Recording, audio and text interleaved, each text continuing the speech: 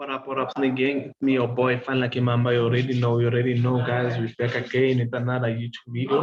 So today, guys, we're gonna be talking about like the key aspect of supply and demand, like how to identify supply and demand, and how to use it to your best interest or to your best advantage.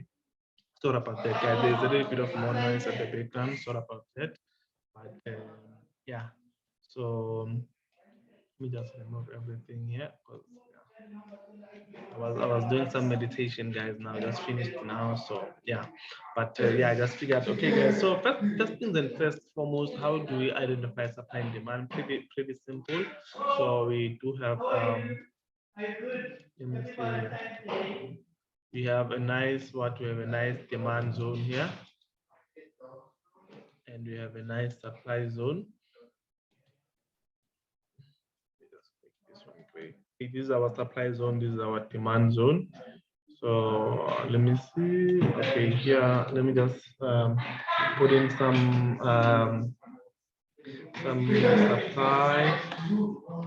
supply zone. Okay, we have our supply zone there, and then here we have our okay. I'm literally I just literally misconfused the two. This is our demand zone and this is our supply zone. Sorry about that, guys. Okay, so guys, when it comes to supply and demand zone, I believe you've already seen my video on market structure. If you haven't, then you should first watch that video before going into supply and demand zone, because these two, they go in handy. But you're gonna see what is it that I mean when I say they go in handy. So first things first, let's say we have price pushing to the downside, super nice and simple. Instead now price reacted off to this to this demand zone that we have here. And now we're seeing we're seeing price going to our supply zone. As you can see, pretty nice and simple, guys. Price reacted to our supply zone here, you can see, and then push. This is just a not so prepared way of like supply and demand zone. As you can see, I just did it now and so on. So you can see, guys, that I can literally adjust this to probably something like this. This is our supply zone. Is our supply zone. You can see super nice and simple, not too complicated, guys. You can see structure. So yeah, this is our supply zone. You can see price did tap into these areas. You can see price tapped into these areas, and then what happened? Shot to the downside, and again tap into this supply, shot to the downside, again tap into the supply, shot to the downside. Same thing applies to to our demand zone. You can see the price came into our demand zone, shot to the upside, came again to our demand zone, shot to the upside. So this is what we call like okay, price is in some sort of like a ranging market, obviously, but this is what we call when the price is like bouncing off, respecting our supply, and then coming to test our demand zone. Remember, guys, price doesn't just turn in the middle of nowhere for no reason. Price always has reasons to react the way it does. So just have to find those reasons and then trade off of those reasons. Create a trading plan with those reasons. So here, guys, first things first, this is not a video about structure, but one thing that you can literally see is that price is pushing, making lower lows and lower highs, lower lows, lower highs, lower lows, lower highs. So you can clearly see that price is in a downtrend. Super nice and simple. So when price is doing something like this, what is that we're gonna focus more on? We're gonna focus on supply more than demand, because we know that we are in a downtrend. Okay, first things first, we have we have our supply zone here. So with supply zone, guys, it's really kind of different. So I would literally take this whole candle here. I would literally take this whole zone. I mean, not candle to be specific. This whole zone, as you can see. And then what happened, guys? You can see that we had price. Sorry about that.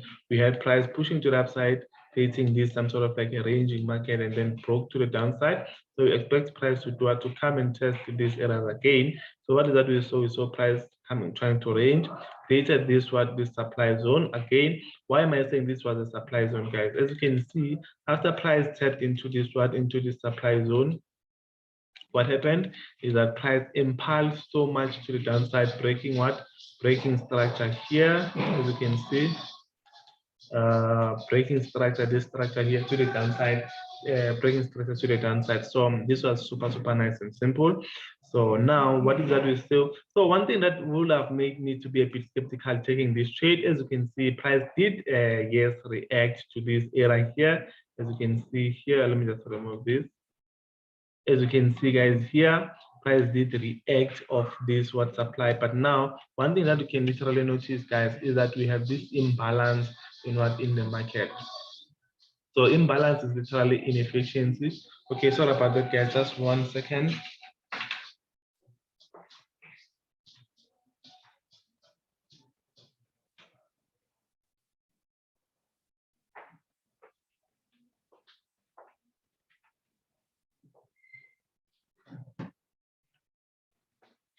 Okay guys, I'm back, sorry about that, I just got a bit of disturbed. But as you can see guys, we have this some sort of like inefficiency of market here, you can see. So that was like a bit of skeptical for me. Why? Because of, okay, price has to still come fill up this this imbalance. You can see here we do have small imbalance, and you can see somewhere just above these areas here we do have a nice imbalance, of which was filled by this supply zone, but then still looking for these areas to come and fill this imbalance. So what happened is that price created liquidity, but we're not there today, guys. We're still gonna talk about those videos whereby talking about liquidity and all that, because I feel like it's more important. So what we can literally notice, guys, now on our H1 time frame is that we have price coming to test our demand zone and then shooting to the downside. Super nice and simple. And then one thing that we can notice as we shoot to the downside, guys, here we have what we call internal structure. So we have what we call internal structure. As you can see, price is making lower lows, lower highs, lower lows, lower highs, lower lows, lower highs, lower lows, lower highs. So guys, this is very important, especially if you're a day trader, because now one thing that you can see is that, okay, we did have these lower highs, we did have these lower highs, we did have these lower highs, but which lower highs were more influential in terms of breaking structure? You see that this is the last lower highs that were more powerful to break this previous low. So this is what we have. We have a supply zone here, a very nice strong supply zone here. I'm just gonna take everything here. We just have a nice supply zone, and price came off this supply zone, tested it, and I left this one again. Why this one is also another opportunity for us to be looking for selling opportunities is because of we did break this structure here, even though we didn't break that much. But I always say the reason for this most likely happening is because of many people are trading breakout, and then people are like, okay, price has broken out, let's now sell or have our sell stop just below this breakout, and then price just keeps on retracing. How can you buy? How can you sell?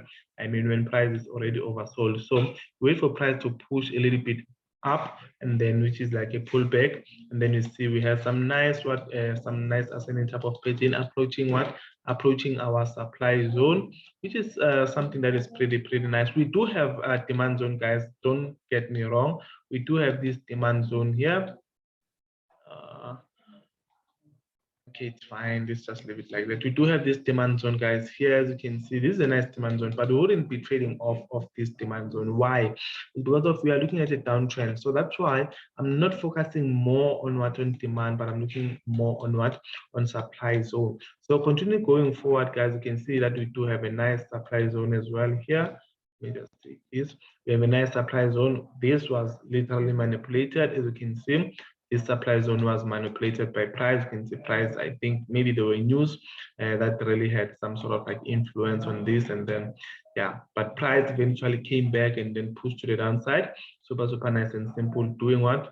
Breaking these structures here. We're not going to be talking about entries and so on, but we could have seen how we could have capitalized on these positions and so on. But I'm just emphasizing on how to identify your supply and demand zone in a very simple way, and in a way that you can be a pro in like how to analyze. Pretty simple and straightforward. You really don't have to complicate it. And if you can just see, guys, again, now we're pushing to that side. what happened, guys, for us to confirm or to start looking for buyers? You can see, guys, that when price was making these lower lows, lower highs, lower lows, left something here, which is what the previous structure, which is previous lower highs, and now price came back to break this structure here. Super nice and simple. And now you can literally see, guys, that we have what? We have our nice demand zone here. Let me just change this. We have our nice demand zone. I really don't like this color, guys. I don't want to lie, so I'm just gonna change it.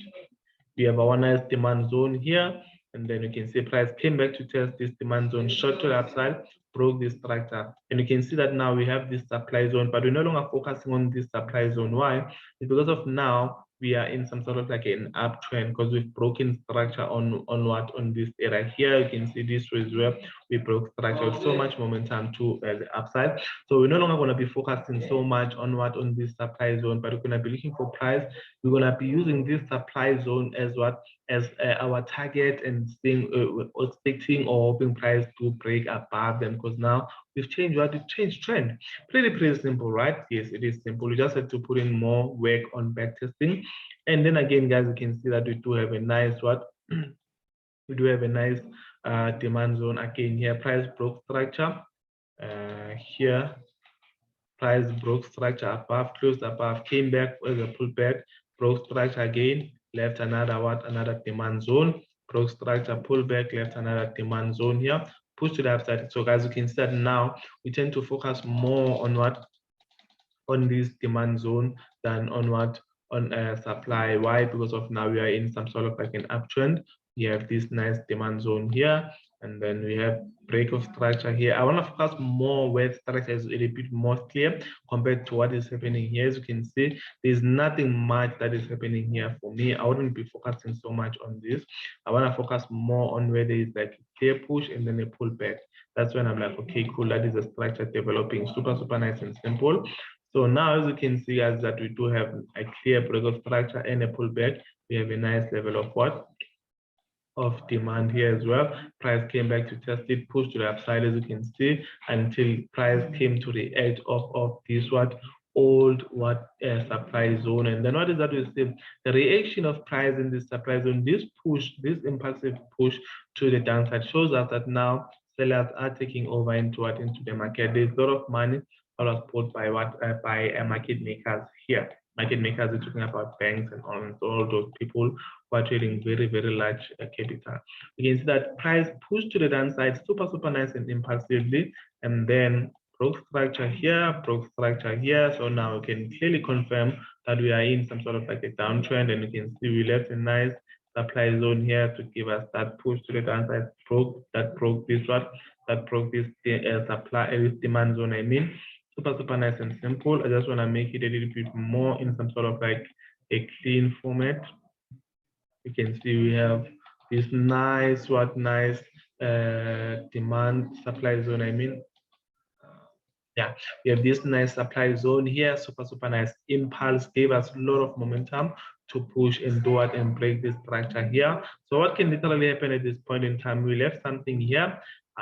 This is not actually a forecasting video, guys, but we can still see AJ pushing to the upside and coming and testing this supply, and then continuing to push to the downside. That's probably what we might be looking at for here on AJ. But nonetheless, guys, I hope you did enjoy this video. Super nice and simple video. I hope you did, guys, enjoy. Thank you so much, and drop a comment as to what you think about this video, and if you want me to drop more nuggets on supply and demand and structure as well, how to identify major structure and minor structure, or external and internal structure, and of how to capture these sniper entries and so on. But guys, there's a lot of more videos that are coming through on my YouTube video, so make sure that you click on the notification bell, you like this video, and you subscribe as well as this video, so that I can see that I am definitely bringing value to you. Thank you so much, guys. It's me, your boy Fanla Kimamba. I'm out of the building. Let there be peace in the Middle East. Let our brothers and sisters be safe.